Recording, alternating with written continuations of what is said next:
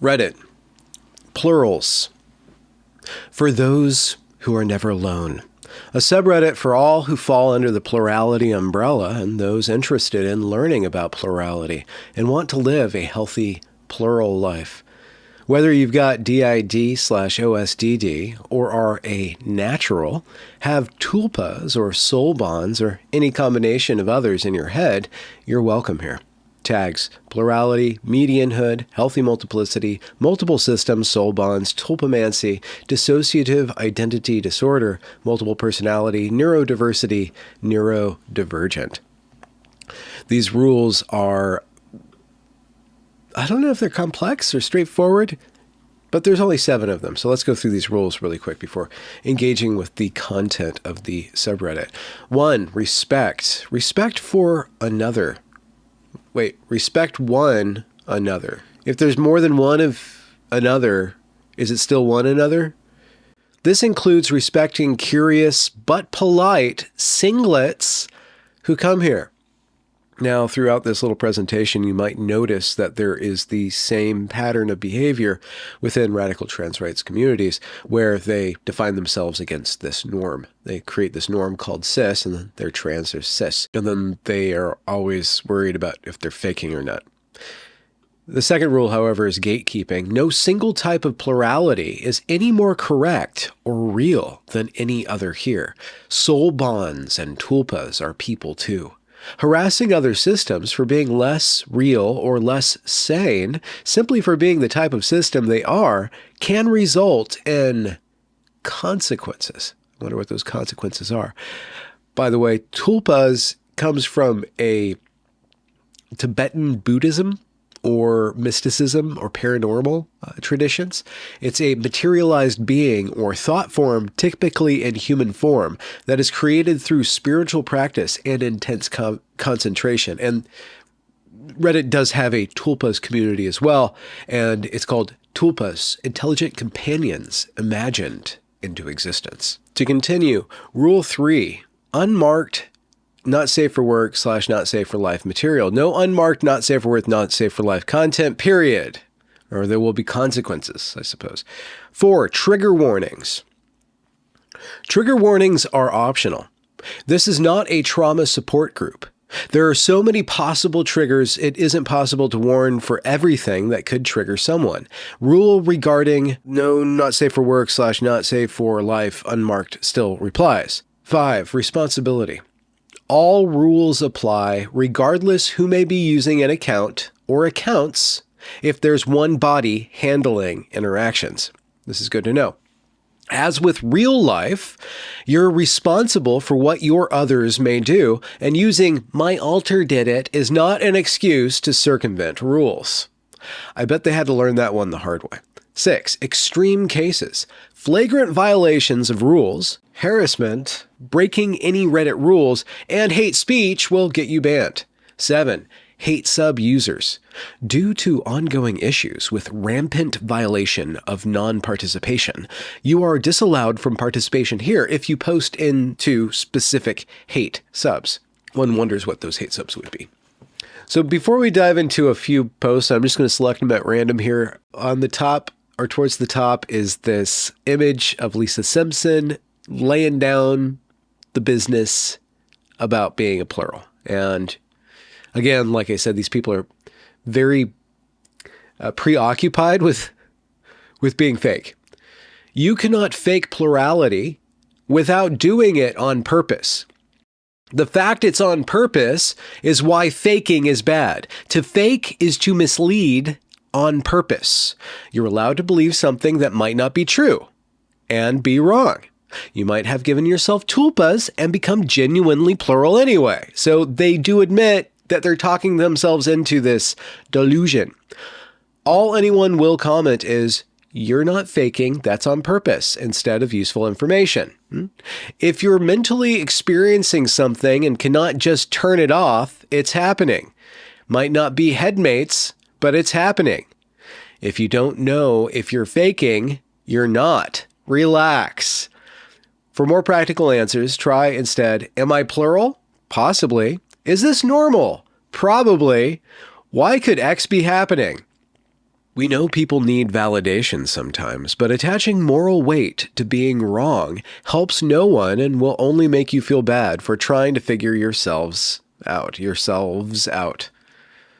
Smiley, or down smiley. Frown? Knee? You are not alone, even when your head is empty. This is great. After my first experiences with weed, I'm no longer sure I'm a singlet. Not even entirely sure where to start. I've known some systems through Discord for a while, but I never considered myself to be plural. However, I have been diagnosed with ADHD last year, and I've come to realize I'm trans femme, and I'm about to start hormones. Good for you, buddy. Because of a whole lot of personal stress, I've decided to try weed for the first time. I took a bit more than I wanted to, but it wasn't a bad experience. At some point, however, I realized that I was having a coherent dialogue in my head with multiple distinct voices. Since then, I've been going through various resources on plurality. I basically read everything here. It's a link to a very unformatted wall of text site. Daily life and getting it together. Does it work? Am I plural? What is safety? Beginning communication, building safety and trust, mapping your system, beginner guide to fronting. I'm just going to tell you, this is basically just a hobby for people. In other times, people would just start a blog and start writing out stories and just like tell stories. But now, instead of doing all the work of figuring out plot and grammar and diction and flow of the story and the scenery and all the things that all the mechanics going into making a story that other people can read, you just glom onto this set of ideas and you make it up from scratch. It's basically world building. This is basically D&D plus the psychiatricization of culture, right? This is, everybody's different. Everybody has a problem. Everybody is diagnosable in some way. And then you mix and match that with natural human ingenuity, creativity. And then you also subtract any sort of sense of shame or boundaries around the self or needing to do something worthwhile for your other human being. And hence you get people up in their heads. To continue with the post about the guy who smoked pot. Since then, I've been going through various resources on plurality. I basically read everything there. Sometimes identifying with them, other times being confident that I'm a singlet. I'm very much aware that this does not sound like a plural experience. I've looked back at my past, at some experiences I ascribe to my ADHD, to my gender, and, well, I'm not sure what to make of all this. While being high, there was a consensus that transitioning was the right decision, but with varying degrees of fucks given. One voice definitely identified as my birth name, but was he tired? So very tired. And the voice that identified with my chosen name seemed to have the trust of most other voices. Some didn't really care. Thing is that in the morning, since then, I've not even remotely had an experience like that. I reluctantly did an experiment where I left messages for my supposed alters, prompting them to reply, but nothing. And at this point, I can't help but feel that all this might have just been a dose that was too high and interacted weirdly with my ADHD meds. I know that there's not a simple test I can take, but I'm kind of at a loss. I'm not sure how to go from here. What can I do to make sense of this? And the other users of r/plural respond in this manner. The Monster Moxie. I'm at work and pretty tired, so I don't have coherent advice right now, but we discovered our plurality by taking LSD. Back then, we weren't certain if it was real or substance-induced, but now we are 100% certain. Sometimes substances just break down walls in your mind. Anybody heard of Chesterton's fence? I don't think so. Not around this community. Probably a hate sub or hate speech. Also, becoming aware of your plurality can sometimes result in a lockdown of sorts. It's common for shortly after discovering that you stop switching for a while and barriers become stronger. This is usually a defensive reaction to sudden awareness of realizing that you're not entirely who you thought you were. I would recommend keep trying to reach out, but also not putting too much pressure on it. Notes are a good idea, but it's also possible you may be a non-switching system with only internal headmates. So just take it easy and try to go with the flow. Give them space to interact on their own time and try to believe your own experience as legitimate. And then B. Duddy replies to the Monster Moxie. No offense, but I really think this is very bad advice. What OP is describing is a very typical human experience, not even taking the drugs into account. And you're basically pulling out every reason they might be plural. That, unfortunately, was downvoted. There's no skepticism allowed in this subreddit. The Monster Moxie then replies to B. Duddy. Why is that hard for me to pronounce? I'm simply giving advice based on my own personal experience and proposing possible explanations for some of the things OP may be experiencing. OP is fully capable of choosing to or to not take my advice and to determine their own experiences based on given information.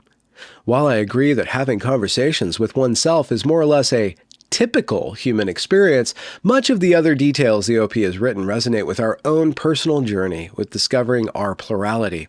We are also transgender and only made the first breakthrough after beginning HRT and trying some mind-altering substances. OP came seeking advice from plurals, so of course the answers will be slanted towards a plural perspective. OP already interacts with singlets on a daily basis who can give them non-plural explanations. They deserve to hear different frameworks that might allow them the opportunity to figure out what resonates with them. Avocado Alex, the OP, says, I for one appreciate your input. Ardent Dawn replies to the original poster, or OP, personally, this seems like an experience worth exploring with an open-minded possibility that you're plural, without making any strong assumptions either way. We're an AUDHD system who publicly presents as a trans lady, and your experiences sound a lot like the headmates that we've met in our system, especially with previous names and current names, except that we met most of those headmates several years after we'd already started transitioning. At the very least, your experiences sound plural, and it's also really nice that you had supportive and trusting and consensus-building relationships with those voices. That's the stuff that good internal relationships are built on. Part of me is reminded of the null hypothesis article. Hypothesis is hypothesis, talking about the false assumptions that being cis is a null hypothesis and a default assumption, and you have to gather enough evidence to prove that you're trans. In reality, most cis people don't spend ages questioning their gender, and simply the act of agonizing over the question is a sign that you're probably not cis. So if you're confused about something and ruminating on it and you can't stop ruminating on it, it means you're trans, if that thing is gender. What if that thing is suicide? Should you kill yourself? Sorry, trigger warning, whatever. I know that when we started questioning if we're plural, we recognized the same feelings of doubt and yet resonance and recognition that we felt when questioning our gender, and had a big moment of, oh boy, I recognize where this is going. Maybe something similar would apply to you? At the very least, I would call this a plural experience, in the same way that savoring experiences of gender validation might be considered a trans experience. And it's down to time and your personal choice whether that develops into a plural identity. It's something you can only choose for yourself, but give it time and see if more experiences start to accumulate. Heart emoji. Avocado Alex replies, thank you, this helps. I didn't draw the parallels to figuring out my gender identity yet, but that makes a whole lot of sense. Obsessing over the am I really, I think they're talking about trans, wasn't helpful, so why would it be here? To be honest, I'm pretty sure that hormones are the right choice, but I also know that I can only be certain after trying it, and I guess this is no different. If this is even remotely similar, then time will tell whether or not plurality helps me make sense of my/our experiences. Thank you. This is another reason why we shouldn't just be handing out drugs, but they're available. So what are we going to do? Kyui Kitsumi says, I think when dealing with trans issues in particular, there's sometimes a particularly wide division between how you were raised and viewed by others versus who you actually want to be and how you expressed yourself. The tiredness you described might be indicative of the masking and posturing you might feel the need to engage in with society at large, while another aspect of your personality is developing to embrace a more authentic way of being. Or perhaps they are both authentic in different ways. I find it helpful to be curious and honest with yourself about the purpose and intent of each facet of your personality, and to not get too caught up on whether they count as plural. I believe we all have multiple aspects to ourselves, regardless of whether they are distinct and defined enough to be considered independent personalities or entities. Sounds like reasonable advice, don't you think? I'm going to step out of this, and then I wanted to go over to, where was that? Yes, this one. Posted by Lorona89. Littles fronting when interacting with children. Guys, is it weird if, I realize that interacting with children makes the littles front? I read this a few times, and I'm going to interpret that. I think fronting is about presenting. They're the ones who are acting, like that personality that this person made up is kind of running the show. And so littles would be your child selves that are inside of you.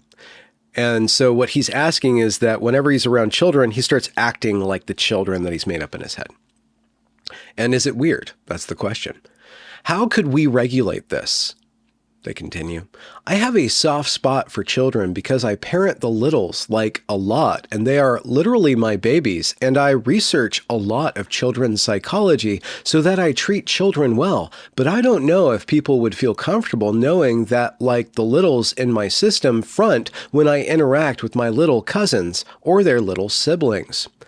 I very recently realized I'm a system and realized this happens. They mainly co-front with me, but there have been times where they fully fronted. So if y'all have input, LMK and thanks. Civ Snap replies, as long as the littles are aware it's their job to be the responsible ones around bodily kids and everything stays above board, we personally feel like it's fine. It would definitely be better to have caretaker supervision just because of the nature of things. But I feel like as long as y'all pay attention, things should be fine. What is the nature of things? Lorana says, yeah, usually when that happens, or almost all the time, I co-front with them. This is a great one. My therapist believes DID/OSDD doesn't exist, dissociative identity disorder, multiple personality disorder. As said in the title, my therapist believes DID/OSDD does not exist and is just a delusion. I've brought up my system to her multiple times and even gave her sources so she can research it, but she still thinks it's a delusion. She thinks I've been cured of it because of the antipsychotics I'm taking. I know my best option would be to get a new therapist, but I can't. I've been with this therapist for over a year, and I can't bear to do that to her, especially since she's been so helpful in other areas. Also, I'm a minor, and I'll have to tell my dad why I want to change therapists, and it's not safe for me to come out as a system to him. I need to talk to a DID specialist, or at least someone who believes systems are real, so I can have help with my system, but I just don't know what to do. The closest I have to someone like that is my friends, but they're not professionals or anything. I just need help. Sincerely, Sawyer, host. And then B. Duddy returns. You don't owe your therapist anything, and it's not a personal insult to her to decide to find someone else. If she doesn't believe and trust you, then she's not worth your time. Tell her firmly that you don't believe that she's right for you, and if she has any ethics at all, she'll tell your parents the same thing. Thank you, says the OP. I plan to have a talk with her about this. I also have a copy of the DSM-5, so I plan on showing her that as well. If she still doesn't believe me after that, I plan on switching therapists. But the thing is, I'm not sure if anyone at the office would believe me either. These people are just rediscovering imaginary friends and basing their identity on it. Oh, here we go. Tulpa's sexualities. Hello, I haven't created any tulpas yet, but I thought came up and I couldn't find answer for my particular case. I know tulpas can have different sexualities than the host, but what if the host doesn't even know what romantic and sexual attractions feel like? I'm aroace, and have a decent understanding of what sexual attraction is, but romantic just makes me confused. Would the tulpas know what romantic and sexual attraction feel like? Would they feel it? Ironbolt124 says, I don't know about this one, but my system is kind of the opposite. I'm the host and I feel romantic attraction, but it seems that all my tulpas are indifferent towards romance. But that's a bit different since you're taking away the ability to feel something that's already there. I've been wondering about OP's question as well. Right. I was just providing my personal experience, even though it isn't directly related. Ishanta. My best guess is that it depends on the root of your eroace sexuality. Probably aromantic or something like that. Or Aroace. I don't know what this word is. And I'm on the internet, so we'll just... Eroace is someone who doesn't feel romantic or sexual attraction, but feels a tertiary type of attraction that is significant enough to warrant and determine relationships. That's from gayprideshop.co.uk. Thanks, gayprideshop.co.uk, for that very clear and precise and concise definition. To continue with Ishanta, if your eroace sexuality is something on a chemical hormonal level, then that will affect your tulpa just as much as it does you. If it more has to do with your personality and the way that you think and process things, then my guess would be that your tulpa could in fact be a different sexuality than you and experience attraction. That's just a guess though, so don't quote me, lol. That would actually make a lot of sense, says Docklin, it's cake day. They have the little cake emoji by their name. K. Seiya has multiple tulpas. I'm eroace. One of my tulpas has crushes in the past. No, had crushes in the past. Thank you. Okay, because I'm sure that these people are time traveling too. He explained how it felt to him, and I realized that I had zero idea what he was talking about. I really think that what he was describing was romantic attraction. So yeah, from our experience, they can. With that being said, we're all ACE, but the romantic attraction stuff fluctuates between members. Ooh, that's interesting. Ender plays one. Maybe, for some reason, Emily acts female despite us never being female. Maybe something similar would occur here. Tulpa here. I'm very pansexual. Well, my host is straight, and my other headmate is most sex indifferent. I feel it varies a lot. Arari Rikion says, depends on the tulpas. If their sexual romantic orientation is a crucial part of their identity that you gave them, it's at least likely that they will have that orientation or develop it later on as they get to know themselves. All of us, including me, the host, are eroace and fall somewhere on the agender spectrum. Except for one tulpa who came to exist because our SO expressed how much she cared for him, which made him pop into existence, and he instantly felt romantic attraction and later on sexual attraction towards her. My other two tulpas were created without a specific orientation in mind and without external influences.